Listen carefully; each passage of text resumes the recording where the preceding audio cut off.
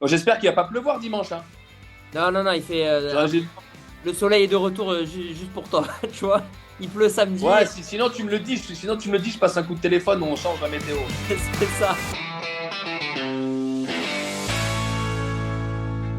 Chez le kiné, derrière, on a un petit tableau avec la colonne vertébrale, tout. Ouais, si vous voulez faire un peu d'études sur les vertèbres et tout ça, il y a tout ce qu'il faut. Là, on a vu un petit peu les réactions des supporters quand on a dit il y a Anthony Mounier qui revient, mais les commentaires, oh la moon, la moon, la moon. Il y a eu plein de bons messages, de messages d'affection. Il y a tout le monde qui a gardé un très bon souvenir de toi. Et on garde le souvenir d'un mec qui s'est battu sur le terrain et qui avait du talent aussi. Mais sur ça, j'ai jamais triché, j'ai toujours donné le maximum sur le terrain et je pense qu'à Nice, c'est ce qu'ils demandent.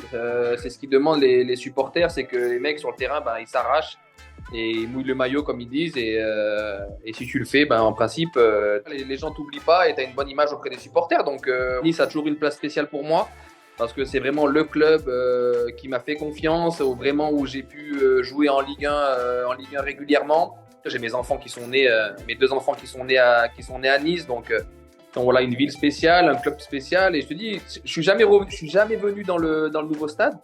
Et le fait de le faire la première fois dimanche, en plus dans un grand match comme ça, d'être sur le terrain, ça va être top. Moi, j'avais un souvenir, alors tu m'arrêtes si je me trompe, mais j'ai souvenir que même tu avais reçu des ovations de la part des supporters avant de venir, genre sur des matchs amicaux, ça chantait déjà Anthony Mounier, tu te rappelles de ça? Moi, j'étais à Lyon, je faisais la préparation avec Lyon. Et c'est mon agent qui m'avait dit les premières journées de championnat au Stade du Ré, les supporters ils chantaient on veut Mounier à Nice, etc., etc. Je me souviens, il m'avait dit ça. Donc moi tu vois, quand tu es joueur, tu sens que tu avais la volonté des supporters qui te veulent. Donc voilà, je m'étais dit moi je veux venir. Et au final, je pensais que ça allait pas se faire. J'étais en week-end avec moi, qui était à l'époque ma copine et qui est devenue aujourd'hui ma femme. C'était pendant la trêve internationale, donc on avait eu des jours de repos. On était dans le sud. Et là, je reçois un appel à 19h30, je crois, 20h. On va au siège à Charles-Hermann, là, au siège du club. C'est bon, tout est OK, on signe le transfert. Donc là, t'as pas le temps de réfléchir, tu vois.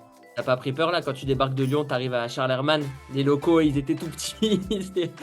Non, tu sais quoi, j'ai pas eu peur, mais j'ai pas ressenti sur le coup, mais il y avait une grosse attente autour de moi. Lyon avait été une équipe qui avait tout le temps la possession du ballon. Moi, je te parle du Lyon de l'époque où ça gagnait que les titres et tout. Donc, tu touchais 80 ballons par match. T'arrives à Nice, on était dans une configuration un peu différente. On jouait le maintien, c'était beaucoup plus difficile. Tu jetais beaucoup moins de ballons. Toi, t'arrives de Lyon, t'es jeune, ils attendaient à ce que tu fasses la différence aussi. Donc voilà, c'est un peu tout ça qui avait été un peu plus difficile. Et il a fallu un petit temps d'adaptation. J'étais jeune, hein, j'avais 20 ans, 21 ans. Je me rappelle d'un but que tu avais marqué contre Lyon de la tête là. Tu te rappelles ce coup de casque un peu? Ouais, c'est la première journée, je crois que c'était le premier but de la saison confondue. C'était le premier but sur corner, je me souviens. Ouais, je me souviens. Ah, c'était Hugo Lloris en plus dans la cage. Et après, quand tu as le public qui descend là. Là, j'ai revu les images là, mais même la faute, j'avais sauté au grillage là, un fou. Je sais même pas ce qui m'a pris. J'ai revu la vidéo là. Je me suis dit, mais j'ai fait un vrai saut. J'aurais pu, si je m'agrippe pas bien, je me fracasse. Hein. Mais bon, tu sais, avec l'adrénaline, avec le truc, tu calcules pas, tu vois. Et là, ce qui est bien, c'est que moi, j'avais pas mes enfants à cette époque-là. J'étais plus jeune.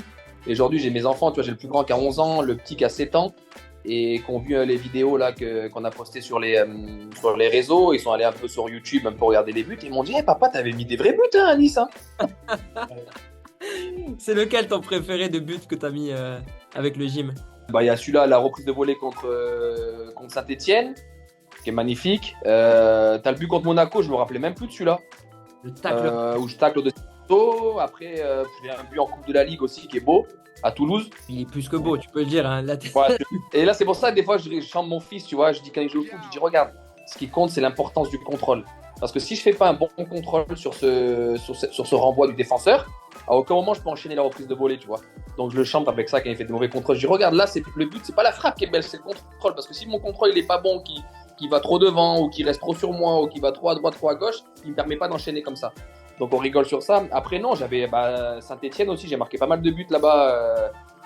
Contre Saint-Etienne, hein. J'avais marqué pas mal de buts. L'extérieur du pied, là, tu Ouais, l'extérieur du pied, relâché à l'entraînement. Mon fils, il m'a dit, hey, tu mettais des buts comme ça. Tu dis, mais respecte-moi un peu quand même. C'est marrant parce que au classement, ça a été dur pour le gym ces années-là. Et au final, quand t'en parles, t'as la banane comme ça, On a réussi à chaque fois à se sauver, tu vois. On a eu des beaux parcours. Je me souviens de la demi-finale de Coupe de France contre Lille. Ouais, demi-finale de Coupe de France. Bon, c'était incroyable. À l'échauffement, on pouvait déjà même pas parler. On a dit, ouais, ça va être le feu. Après malheureusement, on a perdu.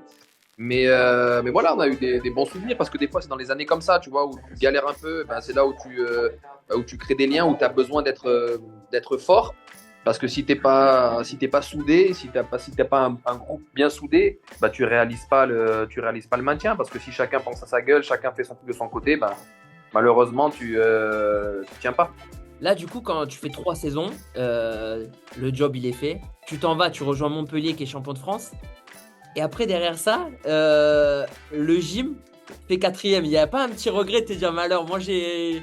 Il y a deux manières de voir les choses. C'est où tu la vois de ce côté-là, tu dis bah, je pars et mince, le club il tourne.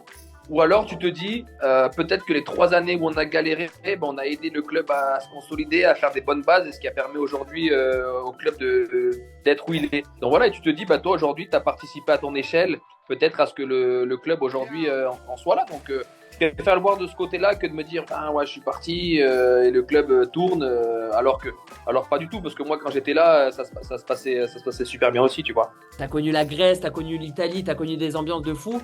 Mais le Stade du Ré, c'était quelque chose, non? Ah, le Stade du Ré, c'était incroyable. Franchement, c'était incroyable.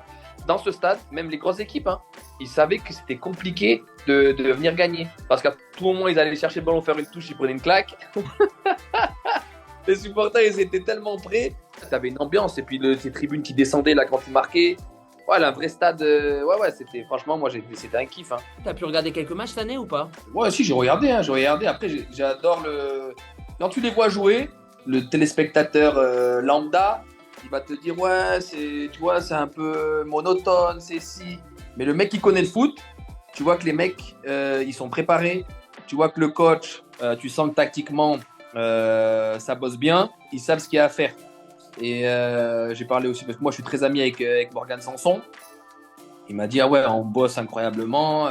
Quand t'aimes le foot, c'est intéressant à analyser de la manière dont ils construisent le match. Et dimanche, t'imagines, derby.